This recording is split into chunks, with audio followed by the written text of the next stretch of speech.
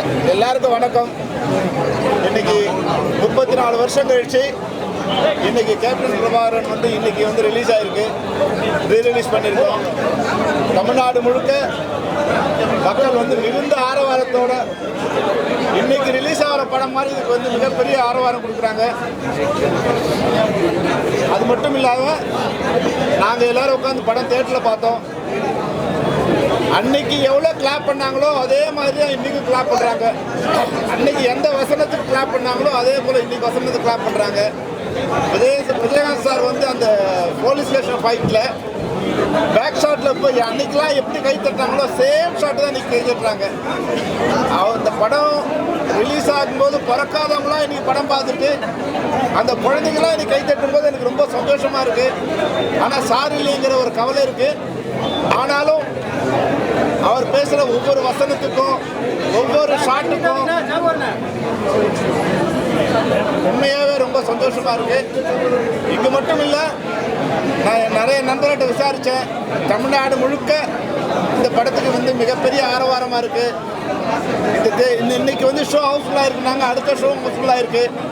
அதாவது படத்துக்கு ஓப்பனிங்கே இல்லாமல் இருக்கிற இந்த காலகட்டத்தில் 35 வருஷம் கழிச்சு இந்த படம் ரிலீஸ் பண்ணால் கூட இந்த ஷோ ஹவுஸ்ஃபுல்லாக இருக்குது. எல்லா இடங்களுமே மிகப்பெரிய ஆரவாரத்தோடு மக்கள் வரவேற்கிறாங்க. பாசமுள்ள பாண்டியர சாங் வரும்போது தேட்டரில் எல்லாரும் எழுந்து ஒரே ஆட்டம் ஆடுறாங்க. அதை விட ஆட்டமாக தேரோட்டமாக வரும்போது தேட்டரில் எல்லாருமே டான்ஸ் ஆடுறாங்க. அவங்களுக்கு என்ன பிடிச்சிருக்குன்னு எனக்கு தெரியல. அதுபோல் பிடிச்சிருக்கு. அதுபோல் கிளைமாக்ஸ் சீனில் விஜயகாந்த் சார் பேசுகிற ஒவ்வொரு வசனத்துக்கும் தேட்டரில் அனல் பறக்குது.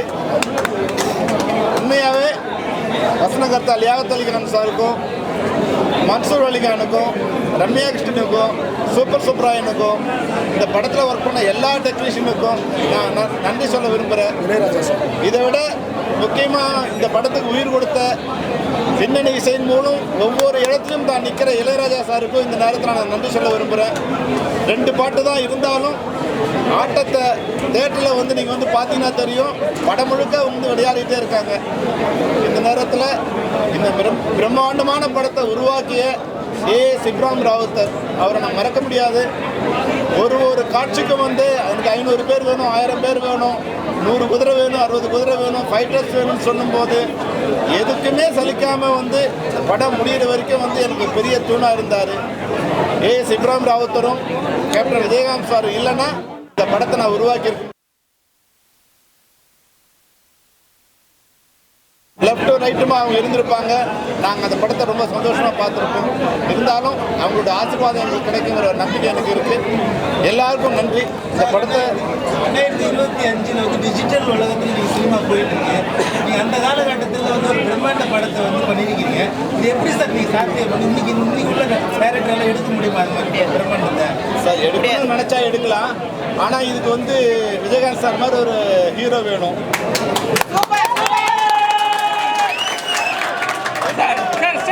சண்முக பாண்டியன் செகண்ட் பார்ட் எடுக்கலாம் சொல்லியிருந்தீங்க. அது எப்படி சாத்தியப்படுமா? நிச்சயமா படம். ஏன்னா நான் படம் பார்த்தேன், சண்முக பாண்டியன் படம் பார்த்தேன். விஜயகாந்த் சாருக்கு ஒரு இன்ச்சம் குறையாம ஏறி அடிக்கிறாரு அவர். டிஜிட்டலில் பண்ண உங்களுக்கு ரொம்ப டிஃபிகல்ட்டின்னு சொன்னீங்க. சில சீன்ஸ்லாம் அதுக்கு எப்படி ஆடியன்ஸ் ரியாக்ஷன் எப்படி ஆடியன்ஸ் சார் இது இப்போ என்னென்னா எங்ககிட்ட நெகட்டிவ் இல்லை. 35 வருஷம் ஆகிடுச்சு. இப்போ பிரிண்டில் இருந்தால் நாங்கள் பண்ணியிருக்கோம். ஆனால் ஒரு ஃப்ரேமாக ஒர்க் பண்ணி தான் பண்ணியிருக்கோம். அதனால் என்ன மேக்ஸிமம் பண்ண முடியுமோ அந்த அளவுக்கு பண்ணியிருக்கோம். நீங்கள் என்ன பாருங்கள், இன்றைக்கி எடுத்த படத்துக்கும் அதுக்கும் ஒரு பெரிய டிஃப்ரென்ஸ் நீங்கள் கண்டுபிடிக்க முடியாது.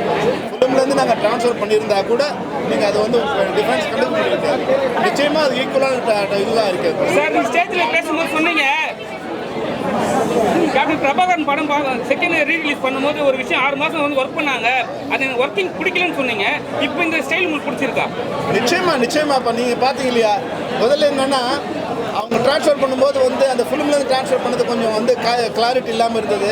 நான் அப்புறம் கார்த்திகை கூப்பிட்டு சொன்னேன், கார்த்திக் இது மாதிரி பண்ணால் இப்போது உழைப்பு வீணாயிடும். அதனால் ஒரு 3 மாதம் 4 மாதம் லேட் ஆனாலும் பரவாயில்ல, இது ஒரு ஃப்ரேமாக ஒர்க் பண்ணணும். அப்படி பண்ணால் தான் வந்து நல்லாயிருக்கும். டிஐ பண்ணுறது வந்து சும்மா ஒரு ஷார்ட்டாக பண்ணக்கூடாது, ஒரு ஃப்ரேமாக பண்ணணும். மொத்த குவாலிட்டி அதுலேருந்து ட்ரான்ஸ்ஃபர் பண்ணணும்னு சொன்னேன். அதை வந்து அபுவும் ஒத்துக்கிட்டாரு, ராவுத்தர் ஃபிலிம்ஸ் அபு ஒத்துக்கிட்டாரு, அது மாதிரி கார்த்திக் ஒத்துக்கிட்டாங்க. நிச்சயமாக வந்து ஒரு நீங்கள் படம் பார்த்தீங்கன்னா தெரியும், அந்த குவாலிட்டியில் வந்து 1% அவங்க குறையிலன்னு. கூலி படத்தில் ரிலீஸ் ஆனது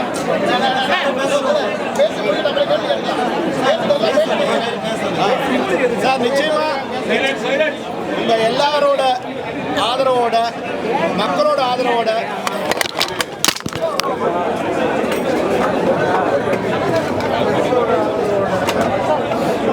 உங்களோட ஆதரவு, நான் ஃப்ரெஷ்ஷோட ஆதரவு சொல்றேன். ஏன்னா ஒரு 6-7 வருஷத்துக்கு முன்னாடி நான்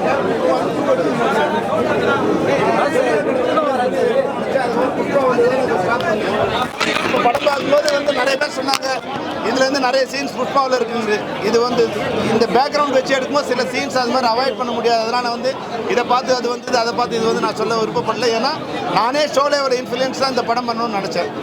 அப்போ ஒரு 6 வருஷத்துக்கு முன்னாடி நான் இந்த படம் பண்ணாதது கூட ஒரு வகையில் நல்லது நினைக்கிறேன். அப்போ எனக்கு ஒரு ஹீரோ வந்து நான் தேடி என் கண் முன்னாடி வந்து இப்போ சண்முக பாண்டியன் ஒரு ஹீரோ என் கண் முன்னாடி இருக்காரு. அதனால இந்த சண்முக பாண்டியனை வச்சே கேப்டன் 2 நான் பண்ணலான்னு நினைக்கிறேன். உங்களோட ஆதரவும் விஜயகாந்த் சாரோட ஆசீர்வாதமும் எல்லாரோட ஆசீர்வாதம் தான் நிச்சயமாக அதுக்கு ஈக்குவலான இல்லை அதை விட தரமான ஒரு படத்தை எங்களால் தர முடியும். உங்களுடைய ஆதரவுக்கு நன்றி.